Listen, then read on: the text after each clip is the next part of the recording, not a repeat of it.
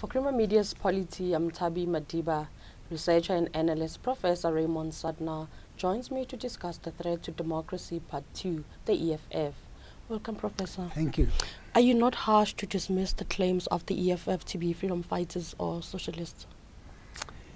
I try to define what are the qualities of a freedom fighter, and they relate to doing hard work in order to achieve goals.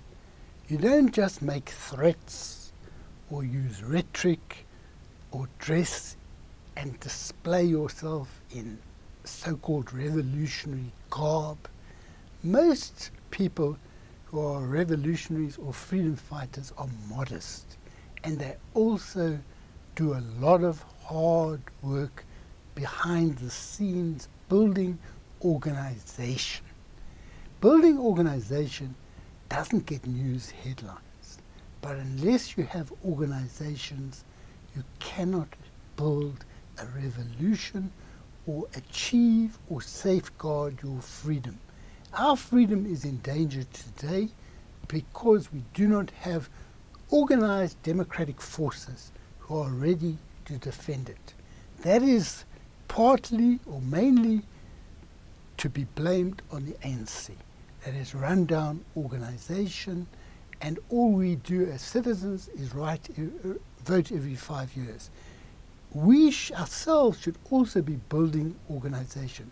So I don't think any person can claim to be a freedom fighter unless they go beyond rhetoric and threats. The idea of threats is completely, to use an old-fashioned word, counter-revolutionary.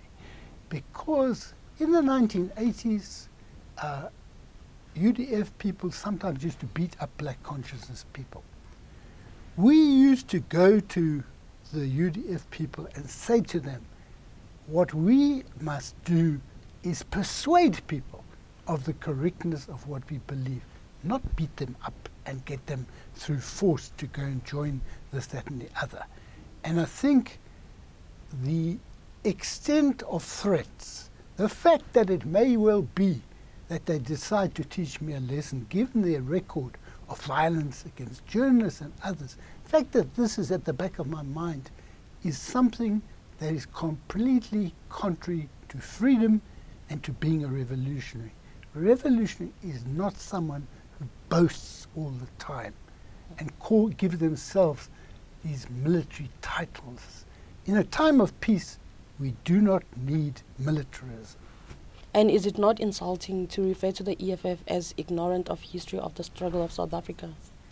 Well, you know, I was referring firstly to the references to Gandhi, and I see Floyd Shivambu says that Gandhi, the racist, whom Indians, and not just racist Indians or reactionary Indians, but Indians in general.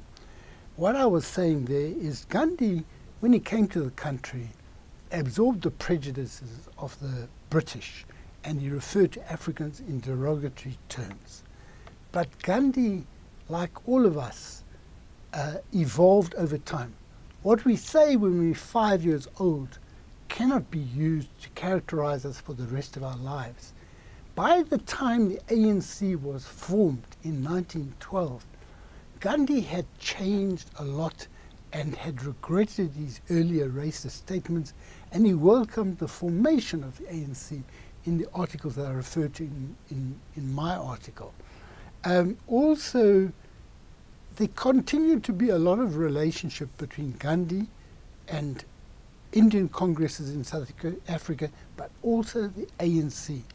In Peter Walsh's book on African nationalism in South Africa, he reports that during the period of Seme's presidency in the 1930s, when the ANC was collapsing, they had established a committee to revive the organization. One of them went to India to consult with Gandhi to get his opinion. So if these people were to converse themselves with the history of the ANC and Gandhi, they would see that Gandhi's early racism evaporated.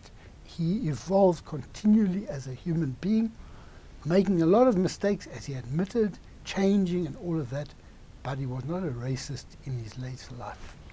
Also, the main thing I was referring to there, or not the main thing, but other things are, in the Winnie Madikizela Mandela funeral, he says, Mama, they dissociated yourself, the UDF cabal dissociated themselves from you, but you were never a member of the UDF.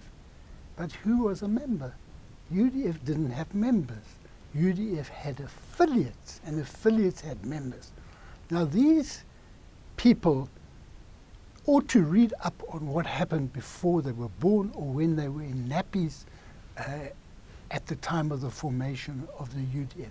They ought to read on it before they make pronouncements in public.